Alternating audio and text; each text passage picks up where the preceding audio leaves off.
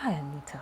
Hi, Juliana. It's good to see you. It's very, very amazing to see you. Tell me, what's your real name? Anita Beryl Ahikiriza. So Beryl is actually your name? Yes, it is. What a beautiful name. Yeah. I always thought Beryl was maybe something you picked to put to your brand. No. I mean, it didn't sound like a name. No, it is. It is my name. It's a stone, actually. Aw. Yeah, it means a stone. Can I just tell you how much I've been a fan? That's not allowed. It's amazing how much I've followed your work and couldn't wait to come and have you make an outfit for me. Like, And you know what is very funny is that I have dreamed so much of dressing you.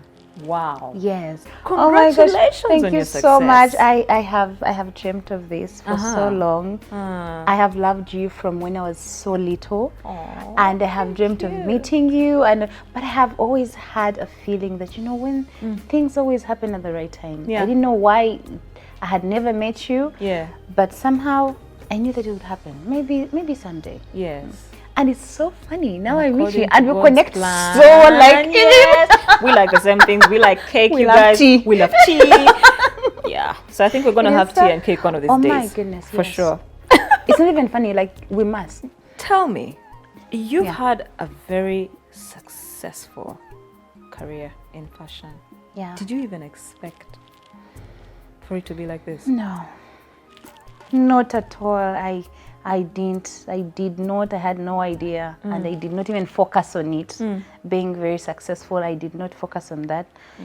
It happened, and by the time it happened, and I realized that, oh my goodness, I'm actually successful now. Yes. It was like it was very unexpected because with How did me, it start?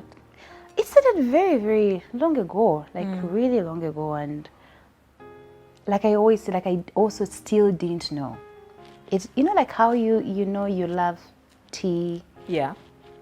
and you keep taking tea, but then like in future you are able to know which tea is good, which tea is bad. So maybe you're given a job somewhere in future and you're the one who decides what tea, or maybe you become like a tea Chief tester. Thank Is that you. what they're called? like a tea tester or something. So for me, it really was never a thing that I felt like, oh, I must go and, you know, be a fashion designer or like do fashion. No. One, I hated having anything that anyone else had. So it was like a creepy obsession. Like I just wanted things different. So it didn't matter if I had to cut up stuff and make mine look different because our mothers both, you know, bought us same stuff. I would do it just so mine can be different. But I think that everybody probably has that. I just took it a little bit extra, I think, and I didn't notice. And then it just so happened that I had a grandmother who literally, to occupy us in our free time, taught us to sew. Wow. Yes, she taught us to, you know, knit and do everything that, but it didn't matter if you were a boy or a girl. It was the same thing. So we all learned to do that. My mom taught me that too. I know, right? So we all had like sets and sets of stuff that we had done and everything. And then it just turned out that it became so easy for me to do because I would do it so fast so I can be excused. How old at this time? I think I'm like, were we like maybe 14 or 13 there? Because we're still in primary school. No, we're actually still in primary school. And so it became so easy for me to do. Now, we were so good with our hands. Like we'd just stitch up something with our hands, just bare hands. Because we didn't have machines and everything. So later, I'm at university. I'm already studying Bachelor of Arts with Education, by the way. Doing literature as a special, as my special subject. And I started reading and reading and reading about these magazines. And I realized, then I fell on Sleeve Your Worry. And she is a fashion designer, and for me, it just still was not okay. I felt like there must be something else. It can't be that you know how to make clothes because that's the easiest thing to do. For you it was. Yes. Yes, I'm like, really stitching or coming up with something to stitch, because you see, that's what I do when I'm trying to fix something on my dress or change it from one look to another. That's easy because at that point I knew exactly what I wanted. I had been so lucky to visit one Sleeve Your Worry's studio one time, Oh, okay. because I was really by sheer luck. I was in a taxi and this girl just approaches me. It's like, "Hi, you're so beautiful." I'm like, "Really, thank you." She's like, "Have you ever modeled before?" I was like, "What? Have you ever modeled before?" I'm like, "No." Like, "Would you like to model?" I'm like, "For who?" Sylvia. Like, you don't have to say much. Yes. Imagine someone you've been dreaming of meeting. She was my dream. Wow. And I remember entering and I was like, this is the mess that I want. Because you can imagine, like right now when I have a photo shoot happening, Yeah. there is so much going on. There's photographers here, there's makeup right there, there's clothes here, there's, oh my goodness, like it's a mess. Yeah. And I stepped in there and I just fell in love with that mess. It's like, this is me. I like that you call it a mess and yet you fell in love Yes, with it. this is what I wanted. So what was it like now to finally get out of that? Yeah. To fast forward establishing yourself as a young girl, a woman, in a very competitive world. What was that like? That was, I think, how did you even get the courage to make that big step? The most painful thing, probably. But one, when I realized that I was going to start, then I needed to study. Okay. Because I have always felt like whatever it is that I want to do, I don't want to do it just because, you know, like at a mediocre level or at any, you know, I want to get the very best of it. Yeah. So I felt like, you know, I can do all of these things, but I think I need to be sure that that's what actually has to happen. So I Googled schools and I went to school. And I went to a private school in Johannesburg. I got a small certificate, which was really basics. And you can imagine, right after that, I was dying to start. I said, I'll start, however, with whatever little knowledge I have. And I came and started in a small corner at Kamukamo Plaza. And what was that like? Must have been scary. It was exciting because for me, I was starting something, and I think I thought, oh, you just go put up your stuff, and then wait for customers to people come in, and then you start making dresses. It wasn't like that. I got excited. I set up my little space, and I was excited, and I sat and waited. There was no one coming. Okay. And they had about I think four dresses that I had done throughout school. So there were the ones that were hanging, really. So I went on, I waited, and you know, with a few times, maybe people came, and then there was bride and groom expo coming up. And, you know, a few of my friends like, you know, why don't you just go? Take your dresses and go there.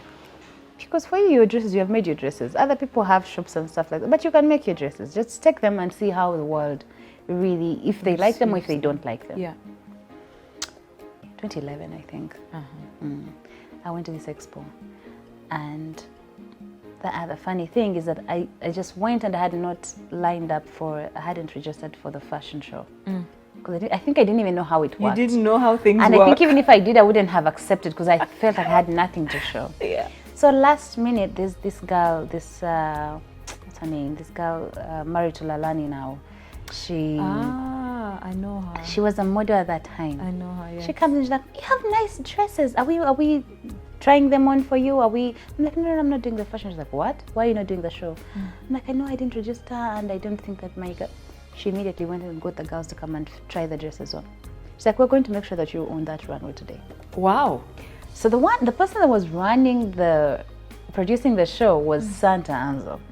Now I knew about Santa Anzo. I feared her like a problem. I mean, I looked at her like she's a god of sorts. And so my little sister was interning at New Vision, so she's bolder. I was the one who kind of wants to, you know, hide back, and she just went. She's like, let's go, come, we go. So she went there and she was on speaking. Like, you know, my sister is exhibiting and would like to show, but she was not on the list and what. And I think Santa looked at us and like, but you're not on the list. How am I supposed to put you on the thing now? Like, no, but if we can do, we just have 5 dresses, just even if you fix us in, we'll just do very quickly. She begged. And Santa said yes. She's like, okay, just make it quick. Oh my God, I'm like, okay, that's another person that I really knew about in the fashion industry. And I really admired. And I was just right before her and I couldn't even ask her anything. Because, you know, deep in my mind, I felt like I needed to ask them, like talk to someone.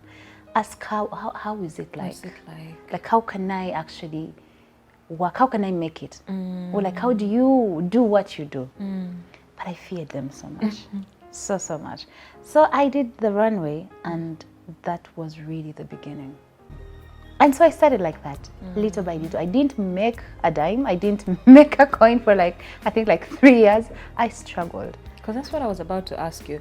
When we guys started, for example, in the music business, Yeah. things were different. Yes. And I think, in fact, they probably had a turn at the time we guys started singing. You know, our generation. You know, me, Yes. Chameleon, Yes. Bebe Cool, Bobby Wine, Irene, that generation. Yeah. That's when for us, music became a business. Like, one could actually survive off of it. Yes. But 'Cause then, yeah. years before that, when we It guys didn't were make in sense. school, there are stories we used to hear about musicians who were there before us, you know. God. As in, they would go do a show and perform to an empty hall. Or they would go Yes. perform to, yes, a hall that's full of people, but then they wouldn't get paid. Like, there was no money. Yes. True. Today, it's a different story. What Very about you different. guys in the fashion world? It was the worst time for anyone, I think, to start. First and foremost, there was so much negative talk around the fashion industry. What kind? What they knew about was maybe models and stuff like that, and they felt like if you were a model in the fashion industry, you're just sleeping with men. If you're getting into that kind of industry, you're spoiled.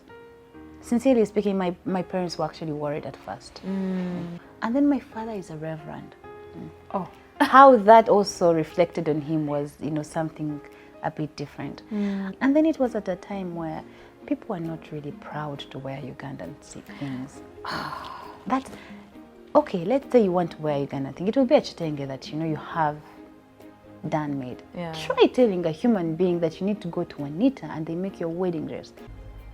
So in other words, the fashion industry has also had its turn. What the are you big talking turn. about? We were actually, even us with my colleagues, and we were actually talking about what? It took a very, very big turn with, I think, our generation as well. Yeah. Because we really worked so hard and we tried to prove ourselves, try and show people that, what you're trying to buy the other side, I can actually make it here. Yes.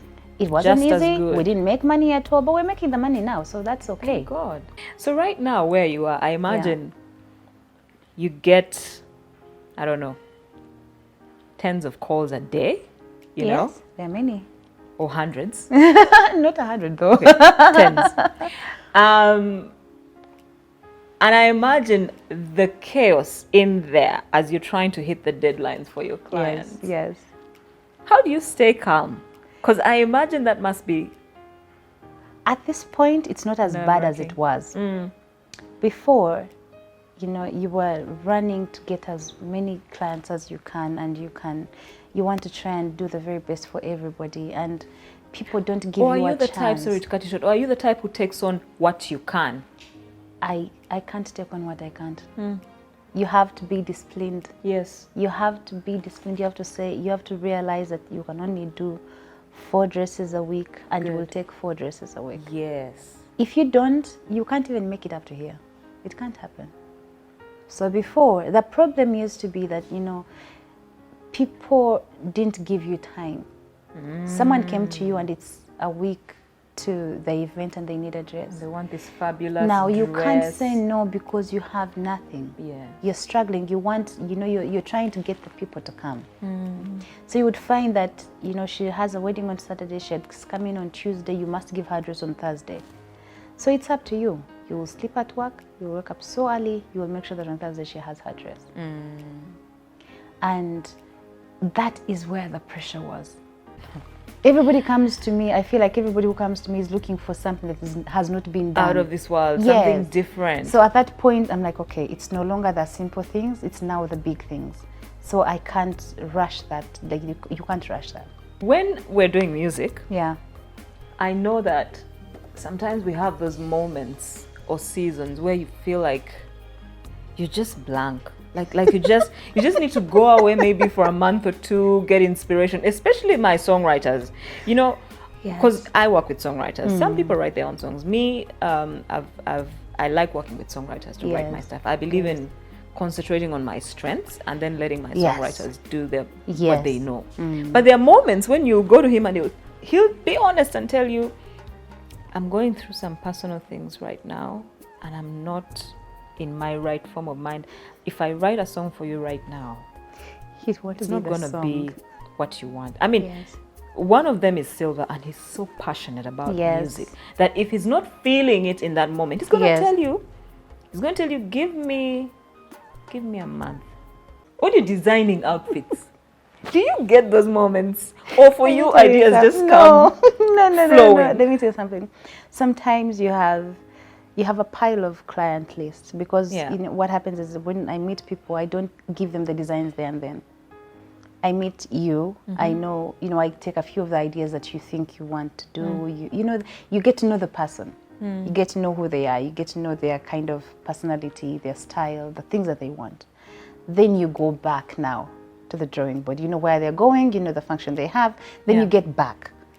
Put all of those things together and then try and create something that is out of this world.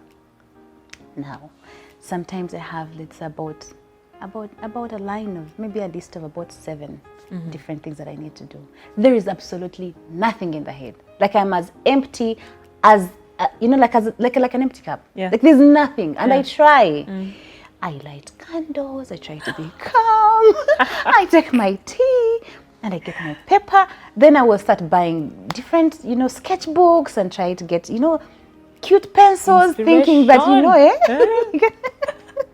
you get cute pencils, you sit down and you keep staring at this paper. Nothing happens.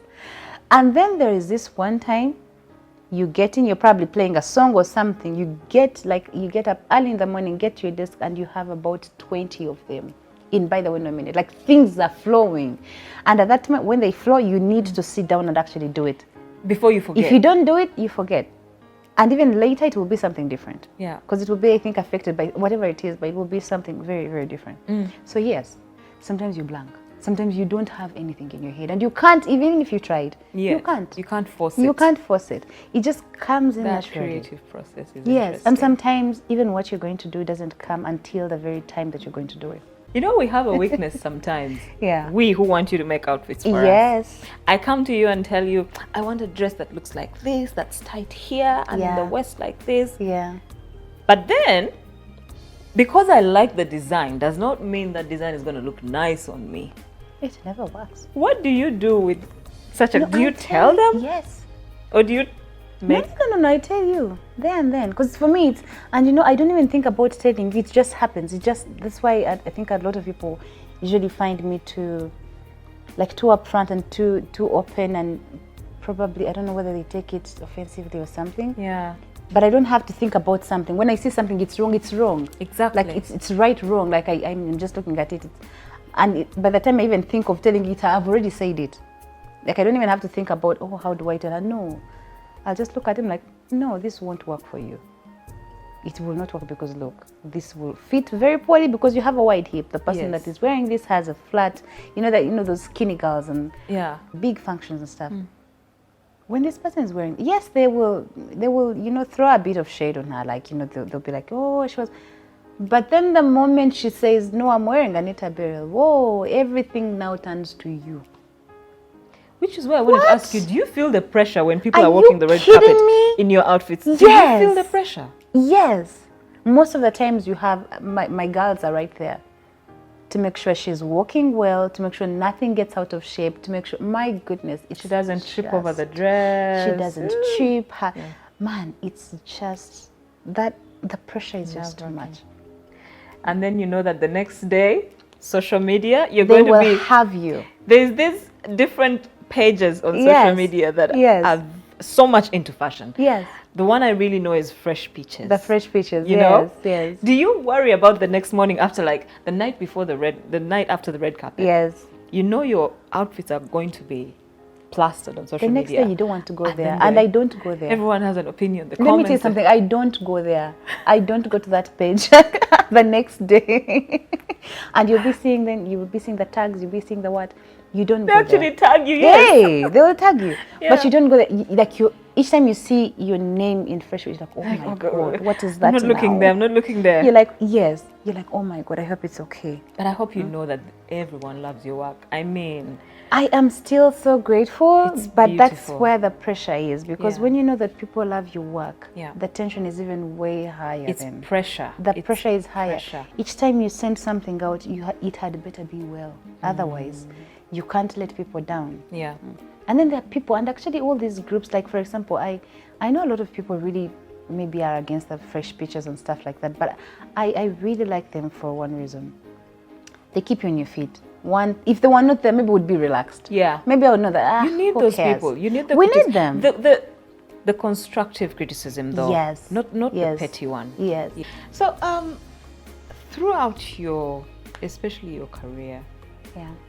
there must be at least one or two women who have left an impact in your life, who've inspired you in some type of way, who've changed your life maybe in some type of way. Can you tell me about those women?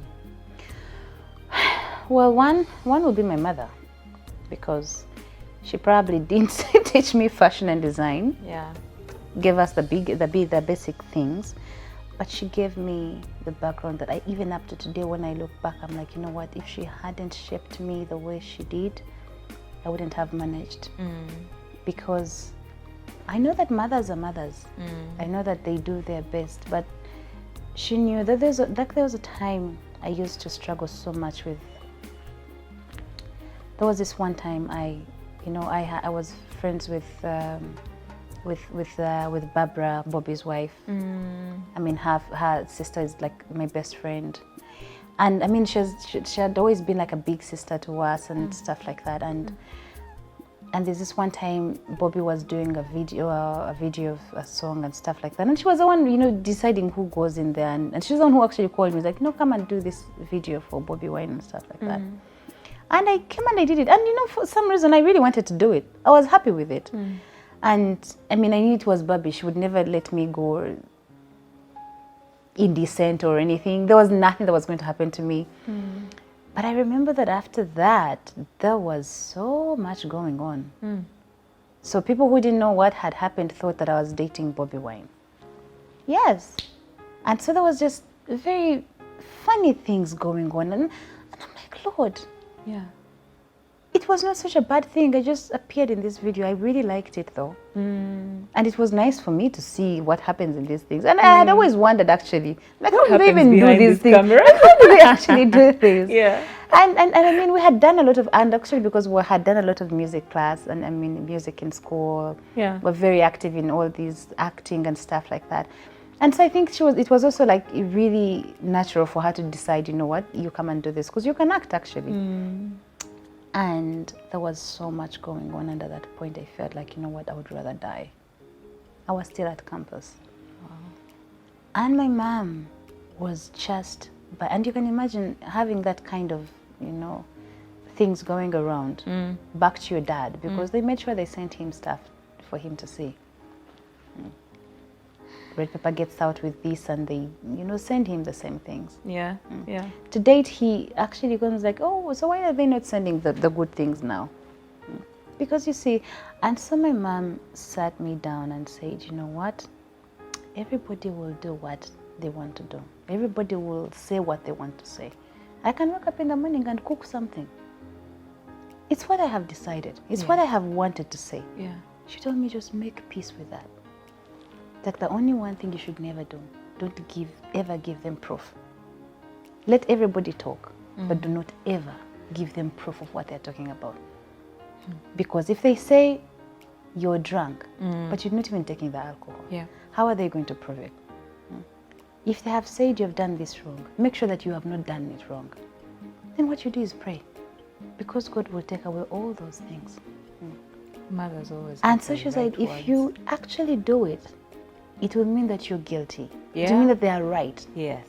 But if you don't do it, please have peace. Make peace with it. Yes, she told me, just make peace with it and be okay. And move on. And I did.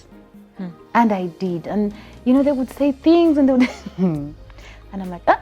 So I would always like check myself like, were you out? No, I wasn't out. Were you drinking anything? No, I wasn't drinking anything. Are you dating this one? No, I'm not dating. You know, and I'm like, okay. it is so interesting. Sometimes you wake up and there's this rumor going on, and you even check yourself. You're like, yes. Or maybe I was there and I forgot. I know. You're like, did I actually do it? You're like, no, I didn't. Like, okay, it's fine. Anita, of course, I know you're still growing. You feel like you're still going, but to some people, you've hit the big time. You've arrived. You've been successful. What would you tell the young lady who's about to start her journey in the fashion industry and wants to walk in your footsteps and hopefully get to where you are? Yeah. What should they expect to find along the way? Don't go for the glitz. That's where the problem is. Okay. Because I get them, so many of them. If you see my inbox, you won't even believe it. There's so many, and they're genuine. You see, because I was them at one point. I just didn't get the courage to send Sylvia a message. I'm like, can I talk to you for a moment? Can you help me? No. Or Santa, I'm like, hi Santa, can you? Yeah. You know, I didn't get the courage to do that. Yeah. But now they see you, they know that you're probably approachable. They can actually talk to you. So they really do send these emails and stuff like that. And the only thing they will ask you, like, oh, I want to be like you. I really want to be like you. I want to do things like you. I'm like, okay, so you're saying that now because you're seeing me now. Which part of me do you want to become like? There's a journey. Yes. That got you and there. someone tells you, oh no, I want, like I want also to make very nice dresses. I want to be like on big shows, and and I'm like, you see, you don't just get here. Yes. And that's not even the most important part. Yeah. The most important part is down, is with your sewing machine, is with your sketchbook down here, is with your needle and thread, is with your fabric, is wherever it is you're doing it from, it's right the there. patience you actually have when things haven't taken off yet. Yes. No, they don't even take off until about 3 years. And they don't, unless you have so much. Maybe they will, because you see that people who have money. You have money, your parents have money, they can just give you money, and you know, some of these things will be just easy. But that also limits you because you don't get to experience this. If you don't have this experience, I don't know how you're going to stand strong. To be the other successful person. Because you stand here, because now you can actually be able to know that I'll take on that dress, I'll do it in about 3 weeks, I'll be done with that wedding dress and I'll be okay with it. Because you have been in this for what, 7 years? You have gone through everything. You know how to do you know how to manage every crisis. You know how to, like, there's so much, you know how to suffer through it all. And you know how to be okay when it doesn't pay. Exactly. When you have made a total loss completely, and also you're putting your money even. Yeah. And it has been still okay, and you have moved on. Yeah. So it doesn't come it doesn't start from here. Anita, thank you so much for making time to Not be at here. all. Not at all. Not at all. Not at all. Anytime. Hearing your story. I know. And I wish you all the best in your journey as you continue to rise high, because I think you're going to get even bigger. This is just the beginning. The sky is not even the limit for you. I pray. I've loved and adored your work for a long time. I'm so happy to finally meet you. Do you even know what that means to me? I can't wait to wear your outfit. You have to. If I even have a tape measure in my bag. I need to take your measurements like now. I cannot wait to wear something done. No, I can't wait to dress you. I can't wait. Like, it's just a dream. I'm so glad. I'm so excited. Yeah. Of course, I'm going to take pictures and send to my dad. And then tell him, oh, by the way, see, guess who I was with today? Oh, but it's a beautiful thing. I have loved you for so long. Thank you. And I am going to go back and thank God that today it happened. Yes. Well, thank you.